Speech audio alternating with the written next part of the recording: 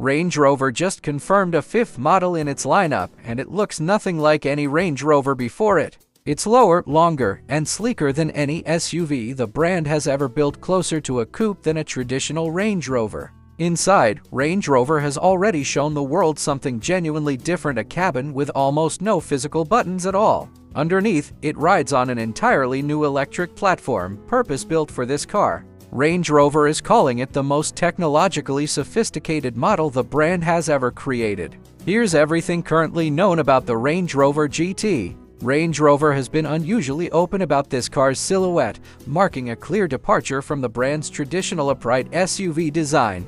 The GT sits dramatically lower than any production Range Rover, with a long bonnet and a fastback-style rear that give it distinctly coupe-like proportions. Range Rover Managing Director Martin Limpert has called it the most car-like model the company has ever created. The car retains familiar Range Rover Q's slim headlights, clean surfacing, and large wheels filtered through a much sleeker overall shape than any previous model. Reduced ride height suggests some off-road capability is being traded for aerodynamic efficiency and on-road refinement, though Range Rover insists meaningful all-terrain ability remains. The GT doesn't replace any existing model, it slots in as a genuinely new fifth pillar of the lineup, sitting alongside the Range Rover Sport. A full official unveiling is expected later this year, with deliveries targeted for 2027. Unlike the exterior, Range Rover has already shown the GT's interior in full, and it's a significant departure from typical modern luxury EV design. Range Rover describes the cabin as reductive, built around purity, precision, and what the brand calls quiet modernity. The traditional instrument cluster is gone entirely, replaced by a slim digital driver display paired with that single central screen. Physical buttons have almost completely disappeared from the dashboard, a notable choice at a time when several rivals are actually bringing buttons back. A concealed, full-width air vent spans the dashboard, keeping the horizontal graphic uninterrupted from door to door. Vertical ribbed metallic trim, which Range Rover calls door jewelry, integrates into light-toned fabric door panels for a genuinely tactile, crafted feel. Rear seat images show a spacious cabin with a large center console and an integrated control screen, with Range Rover specifically highlighting class-leading second-row legroom.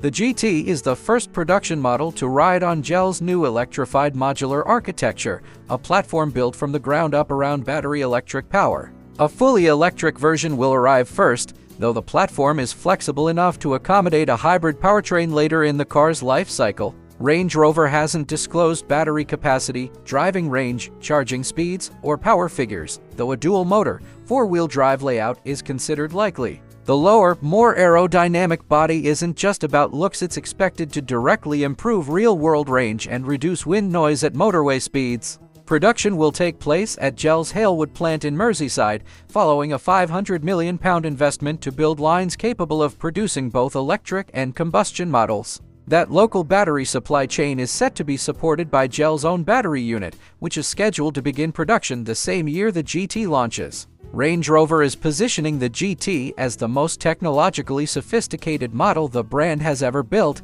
and the cabin's design choices back that up. The single-screen infotainment layout is a deliberate contrast to the multi-screen dashboards that have become common across the luxury EV segment. A panoramic glass roof and textile-style cabin materials aim to reinforce the calmer, more lounge-like atmosphere Range Rover is going for. Subtle illuminated iconography on the front center console hints at how deeply the technology is woven into the physical architecture of the cabin, rather than bolted on top of it. The GT's grand touring focus suggests advanced driver assist and long-distance comfort features will be a priority, even more than in Range Rover's traditional SUVs. Range Rover says it will retain capabilities no conventional GT can match, implying genuine all-terrain ability hasn't been fully sacrificed for on-road refinement. Pricing hasn't been announced, though given its positioning alongside the Range Rover Sport, expected to sit well into six-figure territory. A full official reveal is expected later this year, with deliveries targeted for 2027.